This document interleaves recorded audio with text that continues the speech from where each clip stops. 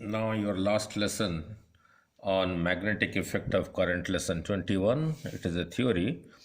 We will be studying about an equipment called a cyclotron. Very simple. This was invented by Ernest O. Lawrence from University of California in Berkeley, USA. He patented it in 1932 and he got a Nobel Prize for it in 1939, right? Uh, to understand this, we need to have only two basic concepts. That is, when a charged particle is kept in an electric field, external electric field experiences an acceleration, a force, and therefore an acceleration. And one more thing, if there is a charged particle moving with a velocity v and it is subjected to a magnetic field perpendicular to it, it experiences a force and due to that it moves in a circular path if theta is 90 degree. These are the only two understandings. So let us begin. Cyclotron, an equipment used to accelerate positively charged particles, right? Like proton, deuteron, and alpha particles, or any positive ions which are sufficiently ions to sufficiently large velocities. Means by using a cyclotron, these particles, protons, neutrons, and alpha particles, can be accelerated. And the meaning of acceleration is the moment you have an acceleration, the velocity will increase with the passage of time. So a large velocity can be attained by these particles. So only two basic understandings. It is like this. Principle: a charged particle experiences a force F is equal to Q times C, where Q is the charge, capital E is the external electric field. This we discussed in electrostatics. Any force is mass into acceleration is QE. So acceleration M comes to this side is QE over M. So you can write this as E by, or you can write it as Q by M into E. Q by M is called the specific charge. Now, look, charge part Q is constant, M is constant. If E is constant, acceleration is constant. And we know V is equal to U plus AT. If U is equal to 0, A is constant. If T increases, time increases. Therefore, the speed increases. The magnitude of the velocity increases. So, that is what I am saying here. The particles can attain a sufficiently large velocity due to acceleration if it is subjected to an electric field, where A implies the speed increases using this expression, right? Now, this will be understood in the next page. Let me explain it, then I will go to the diagram to explain it. A positively charged particle can be accelerated to have a very high energy because there is acceleration. As t increases, at increases, that is v increases. Therefore, kinetic energy half mv square also increases. So very high energy half mv square by making it cross the same electric field time and again. Suppose in a given time a charged particle experiences this acceleration twice in two different situations. So in two different situations its velocity will increase. So that is what it is saying. By making it cross the same electric field time and again with the help of a magnetic field B. How it will cross the same electric field time and again will be explained in the next page. That is by applying a perpendicular magnetic field to its velocity, right? Now let us come back to the next page. That is the construction of a cyclotron. Look, this one, this capital N is the north pole of a strong electromagnet. This is the south pole of a strong electromagnet, and between this north pole and south pole, the magnetic field will be to this side. Let it be capital B, the magnetic field. And what are these two things? This part is called D1, and this semicircular part is called D2. Now first let me tell you how this D1, D2 they look like. I have done some, I have taken a CD, I have broken into two equal pieces by cutting it along the diameter, and I fold it like this. Now look, this looks like a D. This looks like a D, right? Okay, and this is an inverted D, right? Now this part is one such D, and this part is also another such D. And you can see this is one D, this is another D, and how it looks like really, it is like this. There is a gap in between, right? And this side is covered. This side is totally covered, right? This side is totally covered. So this is 1D.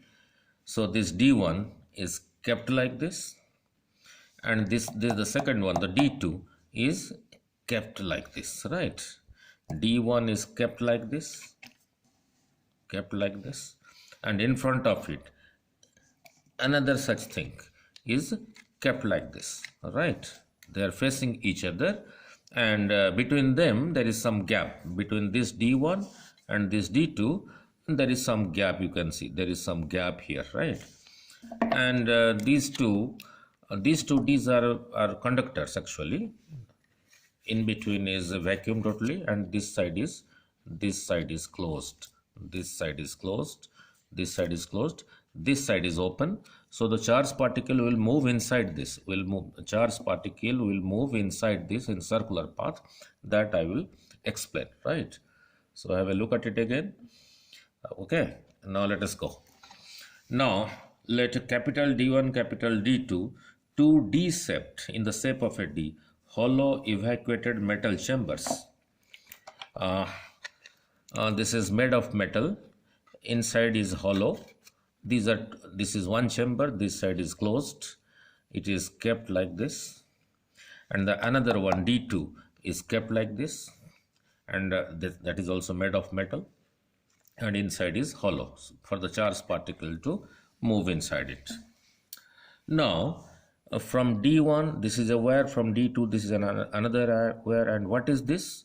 A high frequency oscillator, means alternating current, not direct current from a battery. The current in your household electricity, which is 220 volts. Why I say it is oscillating? Look at this. To this side is time, to this side is voltage. Such a voltage is called alternating voltage. Here the voltage is 0 at T is 0. It is increasing, becomes maximum, then decreases, becomes 0 here. V is 0 here. Then it increases in the opposite side, becomes maximum here, then decreases and becomes 0 here. So this one complete cycle time required is capital T. This high frequency oscillator is such a voltage, not a constant voltage like this, but an oscillating voltage. But its frequency is very high. Now it's a high frequency oscillator which can produce V is 10 to the power 10 volts, and the frequency is 10 to the power 7 hertz. Look at this, is very high. It's not like this. So it should be the frequency is very high, right? Now this is a point, this is in between the two Ds, the D1 and the D2. Between the two Ds there is a gap, and here is a place where a positive ion will be created, and these two Ds are kept horizontally like this, horizontal to the plane of the paper, and this north pole is here and the south pole is below it. These two Ds are kept horizontal on the plane of the paper. On the top of it is the north pole, on the bottom of it is south pole. So the magnetic field, that is capital B, is perpendicular to the plane of the perpendicular to the plane of the disk. The magnetic field is like this. This plane is horizontal, so capital B is perpendicular to the plane. So if the charged particle is moving inside it, your magnetic field B will be perpendicular to it, so it will move in a circular path. Now let us move on to the next page to discuss. Now look. Okay, the two D's, this D1, this first one, and this is second one, D2, are placed horizontally between the north pole and south pole of a strong electromagnet. So, since the two D's are kept horizontally and the north pole is above it and the south pole is below it of the magnet, therefore the magnetic field lines are like this. Means capital B is perpendicular to the plane of this. So the conclusion is, therefore B is perpendicular to the plane of the disk. Now P, this point P, is a source to produce a positive charged particle. At P, a positive charged particle is produced, right? Now let us look at the working of it. Working of it systematically. Working. At the instant the positive ion produced at P, the moment this positive ion is produced here, which is to be accelerated, I will explain how it will be accelerated, how it will move in a spherical path within D1 and D2. At the instant the positive ion produced at P, suppose this one, this D1 is positive.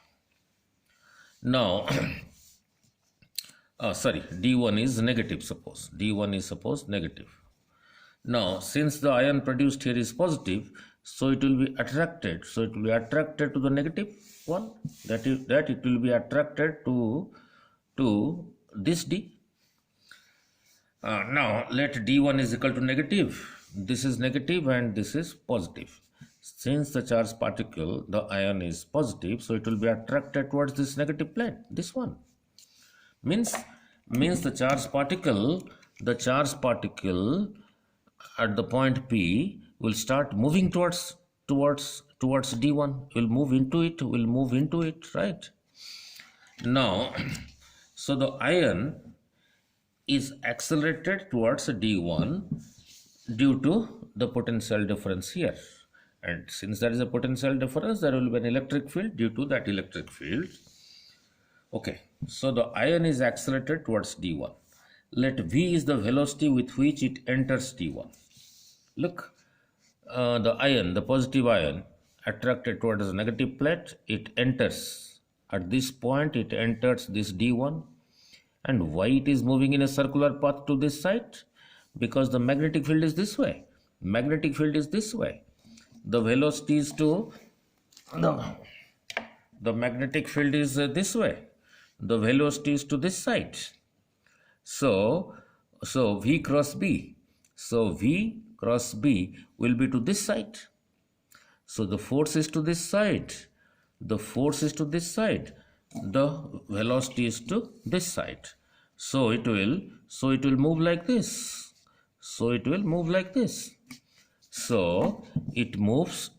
this. Now it is moved like this because of the magnetic field, which is perpendicular to the velocity. So now B is perpendicular to velocity. Therefore, the force experienced by the positive ion is Q times V cross B. This we studied in magnetic effects of current, right? So since theta is 90, sin 90 is 1. So this is the force experienced due to the magnetic field. And when the velocity is this way, magnetic field is into. So V cross B is to this side.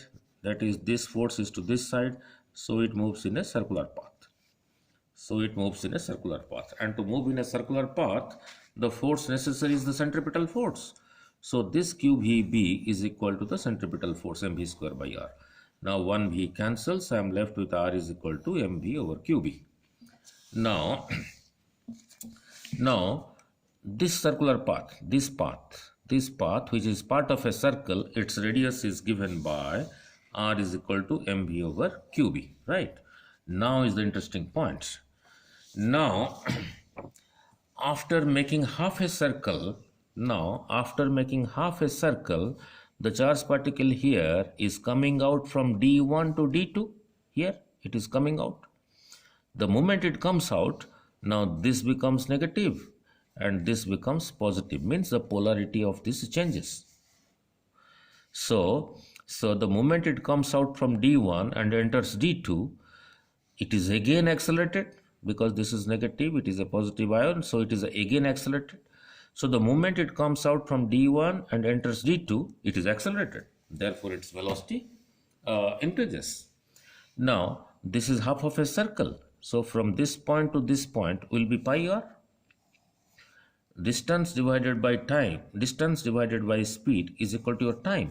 So to travel from this point to this point within D1, it will take time pi r by v.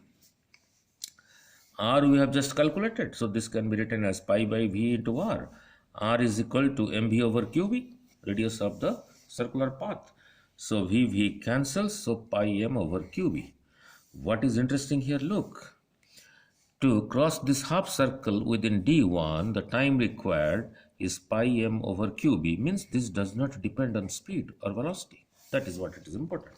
You can write m in the denominator here, so t is equal to pi over b times q by m. Time to complete pi r distance means half of a circle inside D1. Now, at this time the polarity changes, means I have just explained D2 becomes negative and D1 becomes positive. D2 becomes negative and D1 becomes positives. So since the charge particle is positive, so it is accelerated towards this negative plate. So as it leaves D1, it is again accelerated towards D2.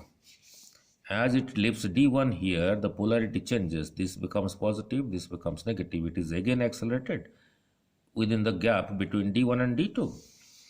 So again accelerated means its velocity again changes. So it enters D2 with a greater velocity. Now we derived R. Now R increases because R was derived as mv over qb. Now since v increases due to acceleration, therefore since v is in the numerator, therefore R also increases. Again it moves in a semicircle inside D2. Let us see how that. Now it enters D2 at this point, now moves in a semicircle. Why to this side?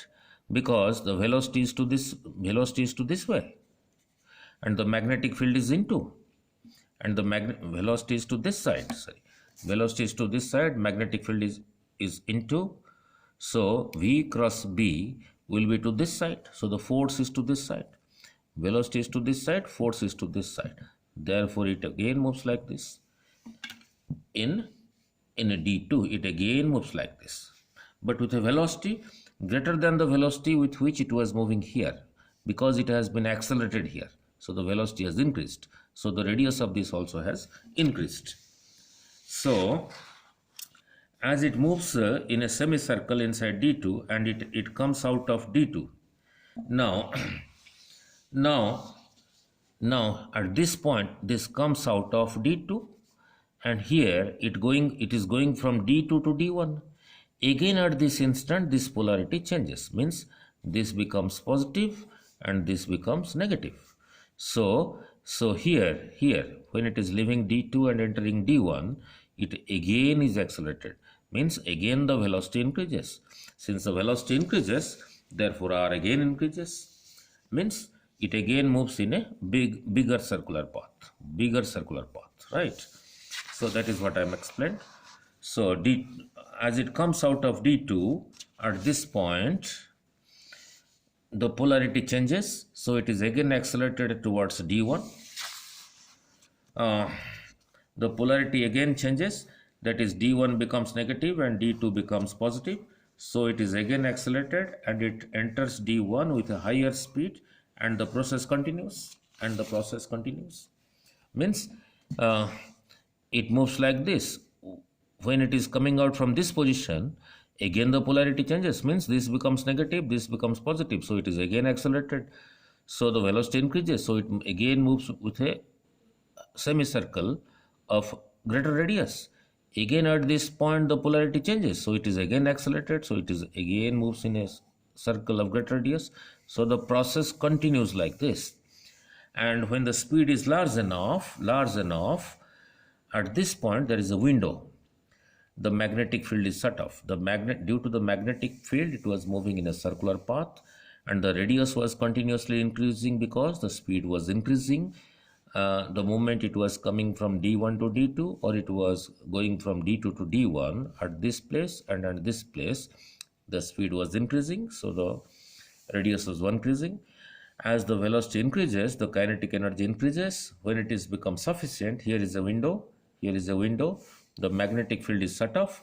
So since it was moving in a circular path, suppose when it is at this instant, the magnetic field is shut off, so it moves tangentially. And hits a target here. Okay. So now and the radius gradually increases, and so also its velocity. Now let V naught is equal to maximum velocity after some time, and in this case let R naught is the maximum radius, because as the velocity is increasing, the radius is also increasing, because R was equal to mv by qb. As this increases, R also increases. So when this is the velocity, the force will be qv naught b. Using this expression, F is equal to q times v cross b, and the angle between v and b is always 90. So sin 90 is 1. So q v naught b is equal to m v naught square over r naught. So 1 v naught, 1 v naught cancel. So I am left with v naught is equal to q r naught b over m. This is the maximum velocity after some time. So the maximum kinetic energy is half mv square. So it will be half mv naught square, that is square of this. So 1m cancels. So I am left with b square q square r naught square by 2m is the maximum kinetic energy. Now what is cyclotron frequency? Let capital is the time period of the oscillating electric field. Look, to go from here to here, time is small t. To go from here to here is again another small t. So during that time the polarity changes. So to make a complete circle, the time is equal to 2t. 2 small t, that is equal to capital T. So let capital T is the time period of the oscillating electric field. Means after every time capital T, this polarity is changing. After every time capital T, this polarity is changing. And your capital T will be 2 times T. So 2 times pi m over qb, because small t was derived like this. So your frequency will be 1 by capital T, that is equal to 1 over this, that is equal to qb over 2 pi m is the frequency, cyclotron frequency. Now then coming back to angular frequency. They might ask you what is angular frequency of the cyclotron. We know omega is equal to 2 pi nu in your +1 physics. So 2 pi nu we just calculated, qb over 2 pi m. So 2 pi cancel. So qb over 2m is your angular frequency. Now what are the limitations of cyclotron? They might ask you as a short question in your board examination. This is one Einstein's relation where m naught is equal to rest mass of a particle. This is the mass of the particle if the particle is moving with a velocity v, where c is the speed of light. And this is applicable only when the velocity v is comparable with the velocity of light, where c is the velocity of light, 3 into 10 to the power 8 meter per second. You just remember this. Now where m naught is the rest mass of the ion, the positive ion, m is equal to its mass when its velocity is equal to this v. Now this time we calculated, t was equal to pi m over qb.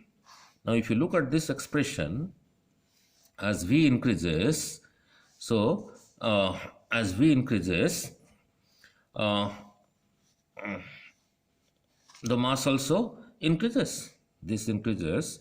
if it becomes c square over c square is 1 minus 1 0, square root of 0 is 0, something by 0 is infinite. Means if the velocity of the particle v becomes the velocity of light c, means if you put v is equal to c here, this becomes 1 minus 1 0, square root of 0 is 0, something by 0 is 1, something by 0 is infinite, so m becomes infinite.